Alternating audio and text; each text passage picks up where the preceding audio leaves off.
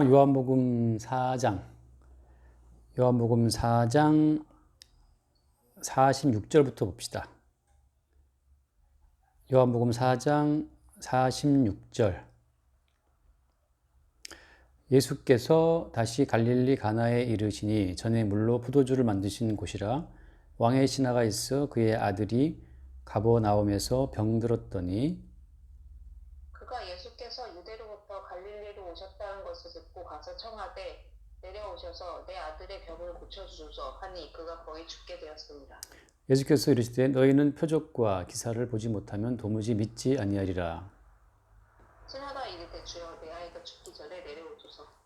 예수께서 이르시되 가라 내 아들이 살아있다 하시니 그 사람이 예수께서 하신 말씀을 믿고 가더니 내려가는 길에서 그 종들이 오다가 만나서 아이가 살아있다 하거늘 그 낫기 시작한 때를 물은즉 어제 7시에 열기가 떨어졌나이다 하는지라. 그의 아버지가 예수께서 내 아들이 살아있다 말씀하신 그때인 줄 알고 자기야 그 온 집안이 다 믿으니라. 이것은 예수께서 유대에서 갈릴리로 오신 후에 행하신 두 번째 표적이니라. 아멘. 같이 봅시다. 두 번째 표적인데 이거 이제 그 왕의 신하에 죽게 된 아들을 고치신 사건. 오늘 우리가 이야기될 어떤 주제라고 하면 그 병고침이라고 하는 거, 어떤 표적과 이적에 대해서 과연 예수님께서 그 어떤 이적적으로 병을 치료하신다든지 또 이적적으로 뭐 물을 포도주로 바꾼다든지 하는 그런 사건들, 그런 그 사건들의 의미가 뭐냐라고 하는 거죠. 그러니까 단순히 그 병을 고치는 것이 예수의 뜻이었다 할 것 같으면 지금도 이제 계속해서 어떤 병 고치는 사역이 이제 필요하다고 말할 수 있겠죠. 그 이제 어제 돌아가셨던 그 여의도 교회 목사님 같은 경우에도 그 사람들 병 고치고 하는 것으로 이제 유명하신 분이잖아요. 그렇게 또 사람들이 많이 모여들었고 교회가 커졌고, 가난한 사람이 부자가 되는 어떤 놀라운 이적, 또 병든 사람이 병을 고침받는 놀라운 이적, 뭐 이런 식으로 어떤 이적적인 일들, 그 일들이 예수님이 진정 원하시는 일이고, 그래서 지금도 교회에서 그런 일들이 필요한가라고 하는 거죠. 근데 오늘 말씀 보면 어떻게 되어 있어요? 오늘 말씀 보면 예를 들어서 그 48절 말씀 보면 예수께서 이르시되 너희는 표적과 기사를 보지 못하면 도무지 믿지 않는다 그렇게 말씀하시거든. 그러니까 이 말씀은 예수님이 약간 책망하시는 말씀이에요. 도대체 무언가를 항상 어떤 놀라운 이적, 표적적인 일들을 보지 못하고 너희들은 믿지 못한다 그 말씀 하시는 거거든. 그렇게 말씀하시면서 또 어떻게 해요? 그 왕의 신하의 아들을 예수님이 또 고치시거든 또. 근데 내가 온 것은 너희들의 그 정말 질병을 내가 낫게 해주기 위해서 왔다라고 주님이 말씀하시지 않고 오히려 책망하시면서 낫게 해줘요. 그러니까 사람들의 질병을 치료해 주시긴 하셨지만 사람들의 질병을 치료하러 오신 분은 아닌 거지. 갈릴리 가나에서 그 첫 번째 표적은 뭐였어요? 첫 번째 표적은 물을 변하여 이제 포도주를 만드는 거였잖아요.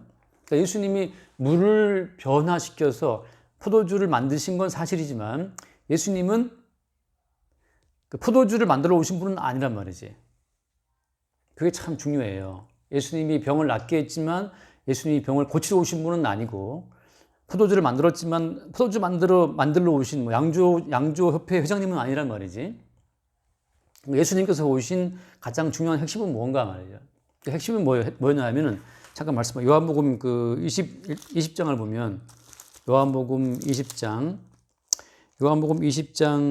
30절부터 보자. 30절. 예수께서 제자들 앞에서 이 책에 기록되지 아니한 다른 표적도 많이 행하셨으나 오직 이것을 기록하는 너희를 예수께서 하나님의 아들 그리스도이심을 믿게 하려 하며 또 너희를 믿고 그 이름을 힘입어 생명을 얻게 하려 합니다. 예, 다른 그 표적도 많이 행하셨지만 지금 성경에 기록되어 있는 이러한 것만 기록하신 이유는 뭐 때문이냐 하면, 먼저는 예수님이 바로 그리스도라는 사실을 믿게 하는 거고, 두 번째는 그 예수를 믿는 믿음으로 생명을 얻게 하려 합니다. 다시 말해서 예수님께서는 영원한 생명을 주러 오신 분이에요.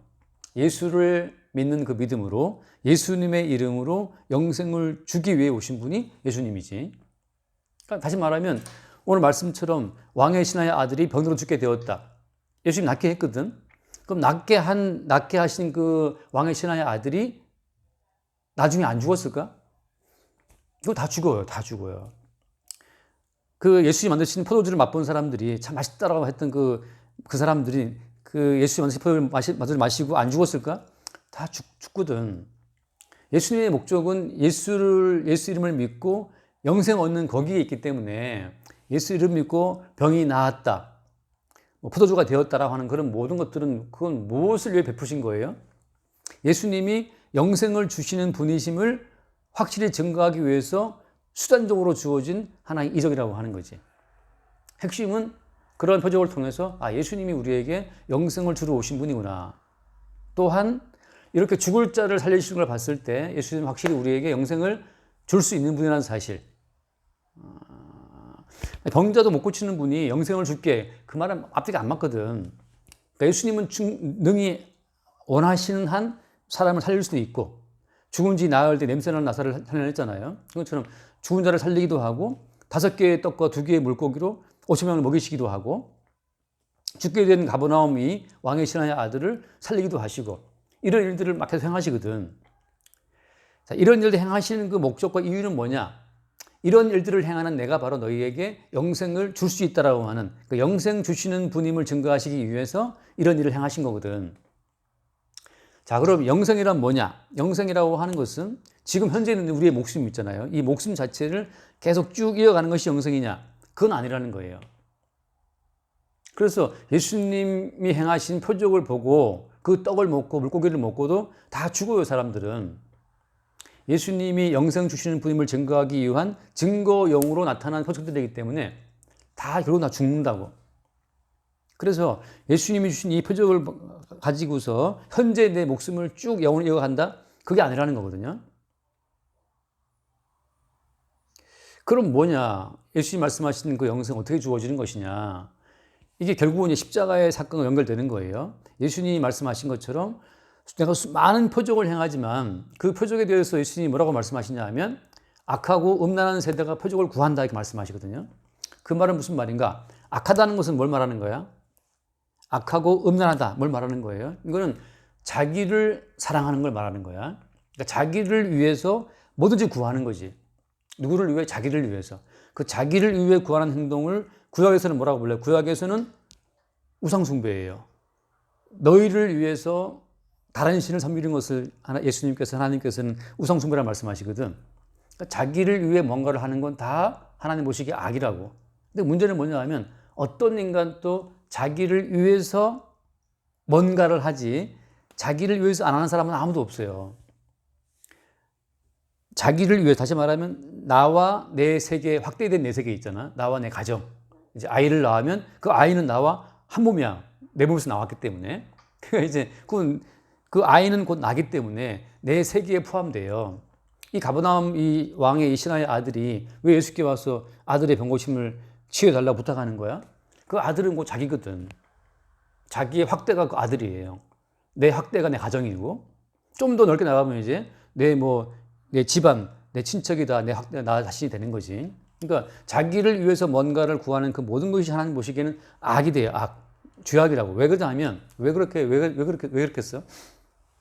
하나님이 애초에 인간을 창조하실 때에는 하나님을 위해서 모든 만물을 창조했잖아요. 그러니까 하나님을 위해서, 그 말도 애매한 말이지만 그 신학에서는 그것을 뭐라고 딱 정리를 해요? 하나님을 위해서 하나님이 모든 만물을 창조했다. 그 말을 골로새서 1장 15절에서 뭐라고 압축해? 골로새서 1장 15절 한번 읽어볼까요? 이거 들으면 바로 알 거야. 골로새서 1장 16절 말씀. 16절 만물이 그에게서 창조되되 하늘과 땅에서 보이는 것들과 보이지 않는 것들과 혹은 왕권들이나 주권들이나 통치자들이나 권세들이나 만물이 다 그로 말미암고 그를 위하여 창조되었고라고 하거든. 여기서 말한 그가 예수 그리스도를 말씀하시거든요. 그러니까 예수 그리스도를 위해서 모든 만물이 창조되었고라고 말씀하시는 거지. 또한 동시에 그로 말미암아서 예수 그리스도로 말미암아서 예수 그리스도를 위해서 by Jesus, for Jesus, of Jesus. 그래서 모든 만물은 예수님을 만들어줬고 예수 그리스도에 의해서 만들어졌고 또 예수 그리스도의 세계가 되는 거죠. 그래서 천국은 한마디로 말하면 아들의 나라예요. 예수의 나라예요. 하나님께서는 우리를 위해서 하늘의 해와 달과 별을 만드신 것이 아니고 하나님의 아들 예수를 위해서 하늘의 해, 달, 별 만드신 거거든. 근데 우리가 어떻게 생각하냐 하면 이 산소도 나를 위해서 내가 호흡하는 거니까 해, 달, 어떤 별도 나를 위해서 다 나를 위해서 모든 걸 끌어온다고 나를 위한 의미로 또 저 별은 나의 별, 저 별은 너의 별 서로 날아가는 거지. 저 별, 내 별 하면서 이렇게. 그래서 원래는 예수를 위해 만들어진 모든 만물을 나를 위해 갖다 쓰는 그 모든 게 다 이게 죄악이 되는 거예요. 이게 음란이라고, 음란. 그래서 원래 우리의 몸도 어때? 우리 몸도 예수를 위해 지어진 몸이거든. 근데 우리는 사실 나를 위해 몸을 쓰고 그다음에 이성을 바라볼 때 성적 대상으로 본단 말이지. 근데 이게 참 인간이 타락한 존재라서 이성을 볼 때 성적 대상화를 안 할 수가 없어요. 근데 이제 막 하게 되면 그것이 이제 문제가 되기 때문에 결혼이라는 합법적 제도를 통해서 한 남자만 그 성적 대상화를 해라라고 이제 이렇게 만들어 놓은 거고 사실은. 그러니까 한 남자에게, 한 여자에게만 성적인 모든 환상을 서로 충족을 하는 거예요. 이게 이제 밖으로 나가버리면 슬프게도 이게 이제 가장 파탄의 원인이 되는 거지. 아니, 뭐 정말 불의한 시대가 돼버리면 좋을 줄 알지만 좋은 것도 아니에요. 더 사실 뭐 되게 더러워지거든, 사실. 그래서 원래는 모든 만물이 주를 위해 지어진 것인데 우리는 나를 위한 것으로 쓸 수밖에 없어요. 그래서 악하고 음란한 세대는 자기의 어떤 빈약한 거, 자기의 부족한 거, 갈급함을 채우기 위해서 예수를 부른다고. 그러니까 자기를 위해서 예수를 수단화할 때 그게 음란이 되는 거야, 음란. 그러니까 예수님을 믿을 때에도 우상으로 예수를 믿는 거죠. 그러니까 나를 위해서 뭔가를 해주지 않는 예수는 서운함, 삐짐 이거예요. 내가 원하는 어떤 걸 채워주지 않는 예수라면 내가 왜 믿어 그럼 하고 안 믿는 거지. 그러니까 그래서 예수를 믿는 것은 기적이고 예수를 믿는 믿음으로 구원되는 것도 기적이에요. 왜? 모든 인간은 자기를 위해서 모든 걸 바라보고 판단하고 살아가기 때문에 나를 위한 예수일 경우에만 내가 믿어드리겠다는 거거든. 내가 믿어는 드릴게. 나를 위한 선에서. 나를 위해 주지 않으면 살려드리지 않아. 죽이는 거지. 그래서 악하고 음란한 세대는 자기와 자기의 세계를 위해서, 내 아들과 내 딸을 위해서, 내 남편과 내 아내를 위해서 그런 예수를 위해 그런 자기 세계를 위해서 예수님을 요청한다고. 그러니까 오늘 마찬가지죠. 이 왕의 신하가 예수께 왜 나왔어요? 예수께 나온 이유는 내 아들이 죽든 말든 주의 뜻이 이루어지기를 바란다는 것 때문에 나온 게 아니잖아. 지금 이 왕의 신하는 자기 아들이 병들었다, 죽게 되었다, 낫게 달라고 나온 거지. 자기의 세계를 지키기 위해서. 아들이 죽으면 어떻게? 아들이 죽으면 얼마나 왕의 신하니까 또 높은 지위에 있으면서 아들한테 좋은 거 먹이고 좋은 공부 시키고 그렇게 애들을 키웠겠어요, 아들을. 근데 아들이 지금 죽을 위기에 처해 있다고. 그러면 아들이 죽으면 자기 세계의 절반이 무너지는 거거든요, 이게. 남편에게서 와이프가 죽으면 자기 세계의 절반이 무너지는 거고 똑같아요. 아내에게 남편이 죽으면 자기 세계의 절반이 무너지는 거지. 말이 절반인 거지, 사실은. 이게 뭐 애매한 표현이거든. 그러니까 자기 세계의 전체가 무너지는 그 아픔 때문에 지금 이 왕의 신하는 쫓아나와서 예수님께 아들을 제발 좀 치유해 주기를 부탁하는 거예요. 왜? 자기 세계를 예전처럼 평안하게, 자기 세계를 든든하게 지키기 위해서. 여전히 잘 웃고 잘 먹고 잘 건강하게 움직이는 그 아들을 봄으로써 내 세계는 평안하게 유지되어 왔었거든. 남편이 아침마다 출근해서 돈 벌어 와야 내 세계가 유지되는 건데 남편이 실직했다. 그럼 내 세계가 무너지는 거예요. 실업급여 몇 개월 주지? 6개월 주나? 끝나면 어쩔 거야? 번 거 까먹었다. 벌은 거 까먹는 거 2, 3년 까먹으면 다 까먹어요, 사실은. 웃기지만 이제 어떤 분이 옛날 저 전수사할 때 그때는 아파트를 팔면 그 당시에 2천만 원 남았거든. 아파트 팔아가지고 그부 집사님이. 그것도 뭐 다들 막 와 놀랬어. 막 굉장히 큰 돈 벌었다 했거든. 지금은 몇 억씩 남으니까. 그때는 2천만 원도 큰 돈이었는데 그분 하시는 말씀이 그때 자녀가 둘이었거든. 전사님 2천만 원 벌었다 해봐야 그거 2년만 그냥 까먹으면 다 날아간다는 거지. 아무것도 아니라는 거야. 계속 벌어야 된다는 거지. 그런 것처럼 사실 남편이 실직했다? 그럼 내 세계는 유지가 안 돼요. 내 세계 무너져요. 내 세계의 위기라고. 그때 우리는 어때? 교회 나와서 이제 막 기도하는 거야. 주님, 제발 남편이 회사에 여기 직장 잃지 않기를 위해서 기도한단 말이에요. 그런 식으로 우리는 우리의 세계를 계속 평온하게 유지하기 위해서 예수님을 요청해요. 예수 이름을 불러. 그것이다 악하고 음란한 세대가 하는 우상 숭배예요. 그러니까 예수님을 우상처럼 그냥 믿는 거지. 자, 그러면 영생이란 뭐다? 영생이라고 하는 것은 뭐냐면 지금 아무리 내가 낫고 아무리 내 건강하게 살아도 결국은 죽잖아요. 죽어요. 그럼 영생이란 뭐냐? 영생이 와버리면 이미 영생이 왔기 때문에 현재 나의 멸망 자체가 아무것도 아닌 거야. 왜? 이미 영생이 있으니까. 지금 망하고 지금 죽어도 이미 영생이라는 기반이 깔려 있기 때문에 현재 망하고 현재 병드는 것 자체가 두렵지가 않은 거죠. 죽는 것도. 그러니까 영생의 능력이 오히려 우리를 통해서 이렇게 분출된다고 하는 거지. 그럴 때 나오는 고백은 바로 뭐냐? 고백은 뭐냐? 내 아들이 병들었습니다. 내 아들이 병들어 죽는다 하더라도 주의 뜻이 이루어지기를 바란다라고 하는 고백이 나오는 거야.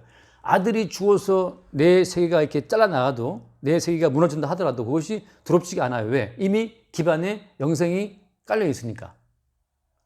그것은 뭐냐? 그것은 예수를 믿는 믿음으로 영원한 생명에 접촉된 자만 알게 되는 이게 믿음의 신비라고 하는 거예요. 믿음의 비밀이라고 하는 거예요. 그러니까 예를 들면 그 영생이 들어온 자 입장에서는 몸의 병듦 자체가 문제가 안 돼요. 예를 들어서 사도 바울 같은 경우에는 너무 심하게 아파가지고 3번이나 간절히 기도했잖아. 정확한 병명은 알 수가 없지만 너무너무 괴로워서 사도 바울이 3번 기도할 때마다 답변은 뭐야? 답변은 내 은혜가 네게 족하다 그 말씀이었거든. 그래서 사도 바울이 말해요. 자기 몸에 사단의 사자라고 하거든. 그러니까 마귀의 사자, 육체의 가시라는 표현을 써요. 그러니까 마귀가 사실은 바울의 몸에 그냥 가시처럼 박혀갖고 계속 바울의 육체를 아프게 만드는 거야. 그러니까 사도 바울이 생각하는 어떤 건강하고 상쾌한 그런 몸의 상태를 유지할 수가 없는 거예요. 너무너무 찔러대니 가시가 박혀 있으니까. 발바닥에 박힌 조그만 돌 조각도 이게 걸어가다 보면 무척 괴롭거든. 그런 것처럼 바울의 몸에 육체의 가시가 박혀 있는 그 사단의 사자, 그게 사도 바울이 생각하는 그 어떤 안정적이고 평안하고 좀 상쾌한 몸의 상태를, 컨디션을 유지할 수가 없는 거예요. 공개도 괜찮나 이제? 공개도 될까? 이 사실을. 상관없죠. 예. 오케이. 근데 이제 그 내 아는 분 한 분이 약간 공황장애 같은 게 있어갖고 임신을 못해. 왜냐하면 내 몸속에 다른 존재가 들어와 있으면 이게 뭐 이걸 빼낼 수도 없잖아. 그러니까 빼낼 수도 없고 그냥 여기 내 몸속에 뭐가 들어와 임신했을 때 임신을 하면 내 몸속에 뭐가 들어와 있잖아요. 네. 가깝다고 이걸 빼낼 수도 없잖아 이거를. 네. 그러니까 이게 미치는 거지. 그 공황장애라는 것이 그렇잖아요. 내 상태를 내가 어떻게 할 수 없는 거. 그러니까 예를 들어서 차를 타고 전철을 타고 가다가 공황장애가 오면 내릴 수 있거든. 내릴 수 있어. 빠져나올 수 있단 말이지. 이렇게 본인이 할 수 있으면 좀 공황장애 덜해요. 비행기 타고 가고 있다. 20시간 비행이다. 내릴 수가 없잖아. 그때 공황장애 오면 이거 미치는 거거든. 그런 것처럼 이해할 것 같아요. 임신을 했어. 뱃속에 애가 지금 자라고 있어. 근데 얘를 빼낼 수 없다고 중간에. 그러니까 무서워서 임신을 못 하는 거야. 10달 동안 또 다른 뭔가를 내 속에 갖고 있을 수가 없는 거예요. 너무 이게 공포스러운 거야. 내가 어떻게 할 수 없는 상태이기 때문에. 그런 것처럼 사단의 사자, 육체의 가시라고 하는 것은 사도 바울 입장에서는 이걸 뺄 수도 없는 거야. 그냥 계속 자기를 찌르는 거예요. 그러면 사도 바울이 생각하는 그 어떤 평안하고 좋은 컨디션 상태 자체를 유지할 수가 없는 거지. 근데 그런 상태로 주님이 바울을 살게 하거든. 자, 그것이 뭐 때문이냐? 내 은혜가 내게 족하다는 말씀. 다시 말해서 영생이라는 것이 내게 와버리면 현재 내가 생각하는 나의 어떤 그 이미지 있잖아요. 내가 생각하는 어떤 아름다운 삶의 모습, 내가 생각하는 가정의 어떤 아름다운 꿈이 있잖아. 홈, 스위트 홈, 뭐 그런 꿈이 있잖아요. 그게 늘 다 날아가도, 다 깨져도 그게 I don't care. 그게 상관이 없는 상태가, 그게 생명이 온 상태라고. 그래서 예컨대 다니엘 친구들이 그러거든. 다니엘 친구들이 그 뜨거운 풀무에 넣겠다 그러니까 그때 한 말이 뭐예요? 하나님께서 능히 우리와 함께 우리를 구원하시겠지만 그리 아니하실지라도 I don't care. 상관없다는 거지. 그러니까 뜨거운 풀무에 우리를 집어 넣어서 죽는다 하더라도 괜찮아. 왜? 영생이라는 토대가 이미 들어와 있기 때문에. 그러니까 영원한 생명의 이미 컨택 이게 다 있는 입장에서는 육체의 어떤 조건, 나라는 세계의 붕괴됨, 나라는 세계의 어떤 뭐 좋아짐 그런 것에 흔들리지 않는다는 거야. 그게 생명이라고. 그러니까 병이 낫든 낫지 않든 상관없는 자체가 이미 예수님의 살과 예수의 피로 영원한 생명의 세계에 연결되어 있는 자의 고백이라고 하는 거죠. 그것이 바로 뭐냐? 그것이 예수님 말씀하신 악하고 음란한 세대가 표적을 구하지만 내가 너에게 보일 표적은 뭐라고 했어요? 요나의 표적밖에 없다. 요나의 표적. 요나의 표적은 바로 뭐예요? 요나의 표적은 요나가 밤낮 사흘 동안 물고기 뱃속에 있었던 것처럼 인자는 밤낮 사흘 동안 죽음 속에 있다가 나온다고 하는 거죠. 그러니까 너희들이 당해야 될 모든 죽음을 내가 대신 짊어지고 죽음 속에 들어갔다가 다시 나온다라고 하는 것. 그 영원한 생명을 주고자 하시는 것이 예수님의 마지막 최종적인 목적이었어요. 자, 말씀 하나 보면 마태복음 8장에 그런 말씀이 있거든.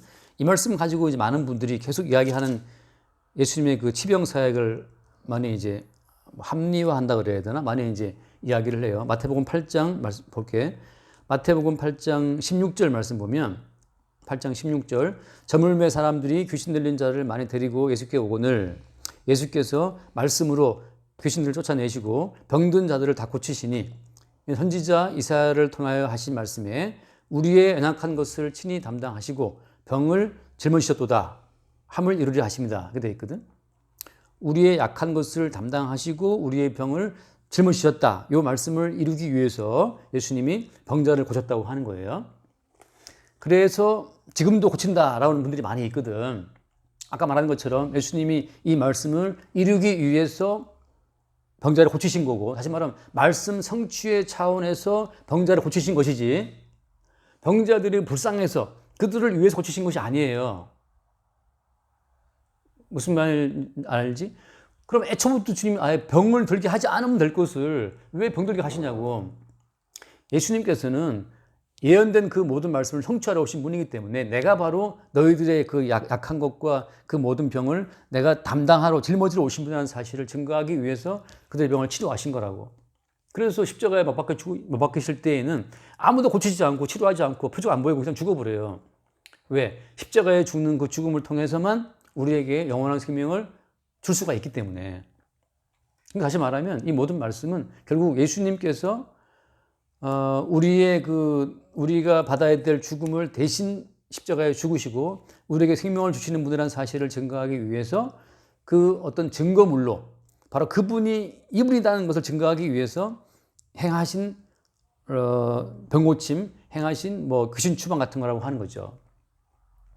지금도 마치 우리가 예수님이 병을 치료했기 때문에 우리도 고친다라고 하는 것 자체는 초점 자체를 깜빡 놓쳐버리게 되면 초점은 십자가에 죽으신 예수의 삶과 피로 영생에 온다는 게 초점인데 그걸 놓치게 되면 과정에 붙들려 가지고 음란한 자들의 욕심을 만족시켜주는 쪽으로 전락한다는 거예요.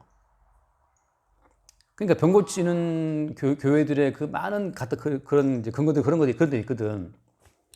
근데 그건 하나의 과정이고 예수님을 증거하기 위한 과정에 불과했던 것인데 그게 목적이 아니라고 하는 거지. 지금 목적은 뭐냐? 영생이 온 자에게 있어서의 그 자연스러운 고백은 뭐냐? 병들어도 오케이.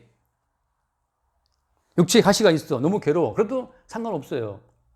이미 우리에게 은혜가 충만하다. 어떤 점에서 이렇게 살다가 죽어도 영생이 우리에게 주어지고 또 지금 내가 살아있는 상태에서 이미 영생이 우리에게 왔기 때문에 그 영원한 생명이 온 상태에도 불구하고 내가 아프다? 이거 왜 아픈 거예요? 영원한 생명이 이미 왔잖아. 우리 가운데 왔어.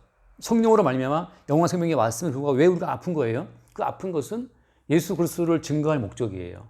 예수님을 나타내고 증거할 목적으로 아프기도 하고 괴롭기도 하고 그 모든 과정을 통해서 예수님의 시험과 예수의 고난과 예수의 아픔에 참여하는 것, 동시에 이러한 질병으로부터 우리를 건져내시고 영원한 생명을 주기 위해서 주님이 당하신 고난이 이런 것이라는 사실을 우리가 알게 되는 거죠.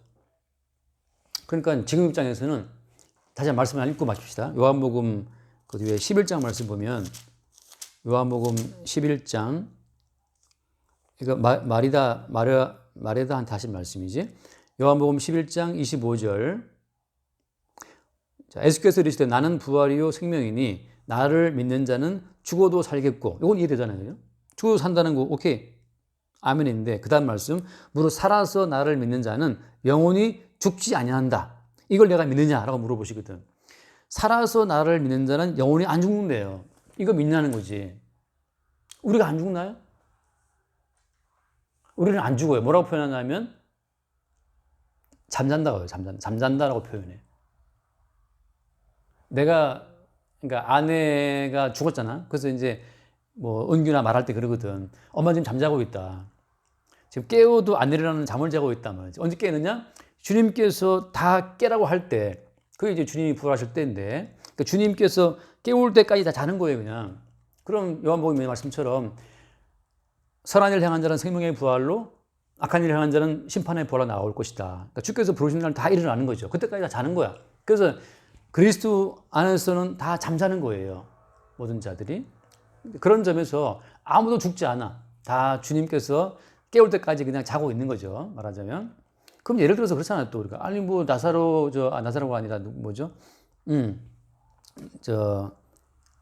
나사로 거지 같은 경우에는 아브라함 품에 들어갔다면서 한단 말이지. 성도가 잠잔다라고 하는 것은 그냥 우리가 아는 잠이 아니죠. 성도가 잠잔다고 하는 것은 마치 요셉이 형들을 만나서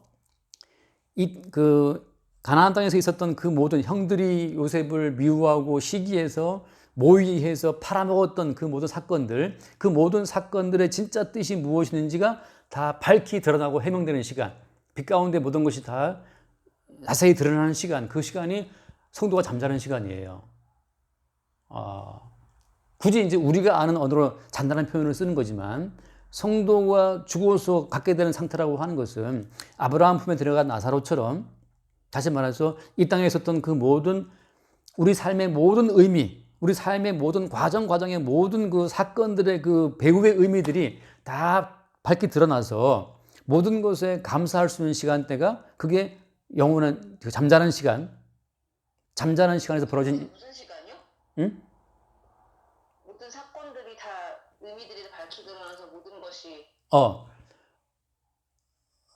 단어를 까먹었다. 아무튼 그냥 인생의 모든 그 사건들 있잖아. 내가 왜 그때 태어났고, 그때 왜 그런 일을 당했고, 나는 왜 남자고 여자고, 나는 왜 그런 집안이었고 하는 그 모든 일들의 의미들이 다 밝게 드러나는 시간. 그게 성도가 잠자는 시간대에 벌어지는 사건들이에요. 아브라함 품에 안긴 나사로라고 하는 것은 그런 의미거든. 반대로. 얘기는 성도가 잔다는 거는 오히려 이게 우리 관점에서 죽어 있는 사람들 관점에 자는 건데 그냥 오히려 눈 뜨는 시간 아니에요? 그렇죠. 오히려 모든 걸 밝히 보는 시간이지. 그러니까 언약적인 안목으로 역사의 모든 순간들을 재해석하게 되는 순간들이에요. 그러니까 예를 들어서 아까 말했던 것처럼 요셉이 역사에 살아갈 때 왜 나를 형들이 팔아먹는지, 내가 왜 팔려가야 되는지, 내가 왜 종으로 살아가야 되는지, 내가 또 왜 감옥에 들어가야 되는지, 요셉은 그 모든 의미를 다 모르거든. 나중에 이제 어느 순간에 알게 되는 것처럼 어느 순간에 알게 돼요. 그래서 형들 용서하거든. 형들이 나를 이곳에 보낸 것이 아니다. 하나님이 형들을 통해서 보낸 것이라고 요셉이 해석할 때 머릿속으로 해석된 것은 용서가 안 되거든, 사실. 밉거든, 계속 밉지만 이게 주의 은혜 가운데 해석이 되는 순간에는 그들이 더 이상 아무것도 아닌 거야. 다 이해가 돼요. 밝히 이해가 돼. 그래서 그 마음속에 평강이 넘쳐나거든. 성도가 잔다고 말을 할 때는 이제 계시 창세전 예수 안에서 그 언약된 모든 언약의 내용들이 밝히 드러남으로 말미암아서 이제 이해 안 되는 것이 없고 속상한 것이 없어. 맺힌 것이 없어. 다 이해가 돼요. 그것은 그랬고 저것은 저랬고 다 밝히 깨달아지는 그런 시간들. 그게 성도의 안식이. 사실 모든 것이 밝게 드러나게 되면 안식이 그때 주어져. 안식이. 그게 성도의 시간이거든. 이게 잔다는 거예요? 그렇지. 우리가 잘 때 가장 푹 쉬잖아, 말하자면. 자는 게 이제 우리가 잘 때 우리가 재생되는 시간인데, 말하자면 잔다는 그 의미는 우리가 갖고 있었던 그 모든 의문들이 싹 풀리는 시간이고, 영생이라고 하는 기반 위에서, 그 안에서 그런 점에서 이미 성도는 영생에 들어와 있는 거고, 영생이 내게 들어와 있다는 그 증거들은 뭐냐 하면 어떤 사건을 바라볼 때 그리스도 예수 안에서 그리스도 예수를 위해서 그리스도 예수로 말미암아 벌어진 사건이라고 하는 것으로 특정한 사건을 보게 될 때 그때 우리는 영생의 능력이 뭔지를 잠깐씩 맛을 봐, 맛을. 그게 내가 말하는 3초간 맛봤다는 뜻인데 근데 놀라운 건 3초간 맛봤지만 3초간이라는 그 엄청난 밀도가 심지어 몇십 년 문제를 해결해 버리거든. 사실 우리 아버지도 무지 무서운 분이었거든. 어릴 때 진짜 아버지가 눈을 못 마주쳤어요. 특히 밥 먹을 때 아버님이 한 말씀 하시면 다 얼어붙었거든. 그렇게 무서운 분이었는데, 그러니까 내 마음속에 눌림이 많았지. 근데 대학 1학년 때인가 어디 수련회 가서 기도할 때 이제 기도하는 그 짧은 순간에 아버지도 하나의 인간이었다는 사실. 그 시대의 산물이었고, 죄와 허물에 붙들린 인간이었고, 마귀에 잡힌 사람이었다는 사실을 그때 딱 밝게 드러나는데, 아버지도 그냥 마귀에 잡힌 사람, 죄의 종이었구나. 그냥 시대의 종이었구나. 그 사실이 발견되는 그 순간에 아버지가 무척 불쌍하게 느껴지고, 내가 어떤 그 심령으로 아버지를 이렇게 품게 되더라고, 아버지를. 그때부터 그러니까 아버지에 대한 뭐 무서움과 막 그 어떤 그 불평, 불만이 이게 싹 사라졌거든. 근데 그게 참 짧은 순간이에요. 근데 그 짧은 순간 그 사라지고 녹아지는 그 이후부터는 아버지를 대할 때 되게 마음이 편한 거야. 어떻게 해도 그냥 이렇게 품을 수 있게 됐어요. 좀 품을 수 있게 됐어. 뭐 죄의 종인데 마귀의 종이고 그리고 이 세상에 그냥 그 시대에 그런 가치관에 놓여있기 때문에 그게 그냥 품어지는 거지. 다만 지금 또 이제 밥을 어머니가 차려드려야만 드시는 그걸 볼 때마다 이렇게 시대에 적응을 못 하시나 이제 그런 안타까움이 있지만 그것 때문에 내 마음이 뭐 뒤집어지진 않아요. 다만 어머니가 약간 불쌍할 뿐이지. 그냥 드시면 안 되나? 안 드셔. 그리고 이제 어머니가 이제 나갔다 들어오고 그때 이제 밥 차려라 하고 이제 또 앉아서 딱 그러니까 저 뭐냐 도대체 조선시대에 여기서 아직 못 벗어나고 있는 거예요. 이 사고방식이. 안타깝지만 그것이 뭐 나로 하여금 뭐 막 분개한 그렇진 않거든. 그러니까 그 언뜻 영생의 맛을 3초간 보는 1초간 보는 그 3초의 영생의 밀도가 너무 강하기 때문에 심지어 몇십 년의 몇십 년의 응어리를 다 녹여버린다니까. 그때 우리는 이제 무릇 살아서 나를 믿는 자는 영원 죽지 아니하리라. 그 말씀 자체가 뭔지를 알아요. 이미 영생이 들어와 있구나. 그럼 더 이상 인생에서 맺히는 거 뭐 응어리질 것이 없어. 다 풀어지거든. 그럼 어때? 이미 나는 이제 죽어도 괜찮은 거야. 죽어도 괜찮아. 왜? 영생이 있는 걸 내가 이미 알고 있으니까. 예수님이 십자가에 죽으실 때 아시거든. 3일 뒤에 살아날 것을. 그런 것처럼 그래서 봐요. 사도들이 예수님 말씀 읽고 살아갈 때 그들이 예수님 믿고 이 땅에서 태평성들을 누리면서 부자 되어서 건강하게 잘 살았나? 아니거든. 대부분 다 뭐 베드로는 거꾸로 박혀 죽었고 바울도 목나라가 죽고 누구죠? 첫 번째 순교자 안드레도 목나라가 죽었거든. 야고보도 목나라가 죽었거든. 그러니까 예수 그리스도를 제대로 만나고 그 영생의 세계를 제대로 딱 이렇게 영생의 세계에 붙들린 그 사람들은 이 땅에서의 삶의 형편에 그 매이지 않는다니까. 거꾸로 말하면 그렇게 병낫기를 바라고 부자 되기를 바라고 뭐 기적을 바란다. 이것은 지금 뭐가 없다는 뜻이에요? 영생이 없다는 뜻이야. 그러니까 교회들마다 뭐 어떤 복 받기를 바라고 자기 세계가 무너질까 싶어서 그냥 수능시험 본 아들 잘 되기를 바라고 돈 좀 더 벌기를 바라고 돈 떼이지 않기를 바라고 아무튼 내 세계가 우리 아들이 병들면 안 되고 우리 아들 공부 못하면 안 돼. 아무튼 내 세계를 지켜나가려고 그냥 예수 부르고 무슨 수능 앞두고 막 특별 기도회를 하고 그 모든 것이 다 내 세계를 지키고자 함이잖아요. 이게 반대로 뭘 반증하는 거야? 영생이 없다는 걸 증거하는 거예요.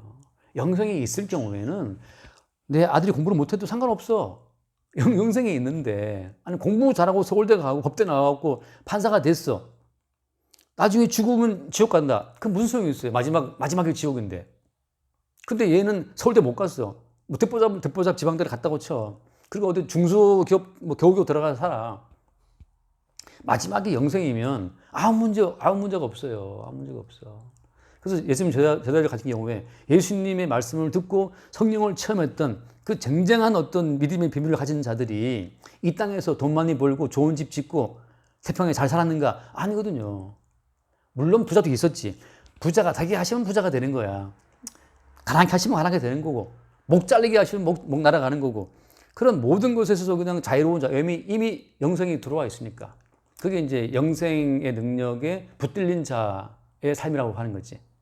그래서, 오케이, 오늘 말씀 마찬가지예요. 근데 진짜 지금 35분 지나갔어. 아무튼 시간이 무척 빨리 지나간다. 그래서 오늘 얘기는 그거예요. 예수님이 그 두 번째 표적을 한 거거든요. 갈릴리 가나에서. 자, 둘째 표적은 마찬가지예요. 예수님이 죽을 병자를 고치셨으나 예수님은 병자를 고치러 오신 분이 아니고 우리에게 영생을 주러 오신 분이다. 어떤 식으로? 십자가에 자기의 살과 자기의 피를 찢고 우리를 끌어안고 죽음에 들어갔다가 다시 죽음에서 올라오시는 과정을 통해서. 그래서 우리는 예수와 함께 죽고 예수와 함께 살아나는 그 죽고 사는 부활의 생명에 연합된 자들이 성도라고 하는 거죠. 내 몸의 어떤 평안함을 이루기 위해서 표적을 구하는 자들이 아니라 예수와 함께 죽고 예수님이 주시는 영생의 능력을 얻고 그걸 증거하기 위해서 우리가 부름받았다고 하는 거. 여기까지 합시다. 기도하시고 남담 마칩시다. 네. 잠시만요. 아니야. 기도 먼저 할게요. 오케이. 하나님 아버지 감사합니다. 저희에게 잠깐의 영생을 맛보게 하시고 그것으로 인해서 자유함을 얻게 하시고 인생이 어떻게 되든지 상관없어지는 그런 능력을 주셔서 정말 감사합니다. 예수 그리스도로 기도했습니다. 아멘. 주님 감사합니다. 이 땅에 이 세상의 삶을 보다 더 우리 야망대로 채우기 위해 예수님을 요청하는 자들이 아니라 예수님께서 우리를 인도하시는 십자가의 길로 기꺼이 함께 합류됨으로 말미암아 예수와 함께 죽고 예수와 함께 살아 영생의 능력을 현재형으로 누리는 성도의 삶을 살아갈 수 있도록 친히 우리를 이끌어 주옵소서. 우리 주 예수 이름으로 기도드립니다. 아멘. 하겠습니다.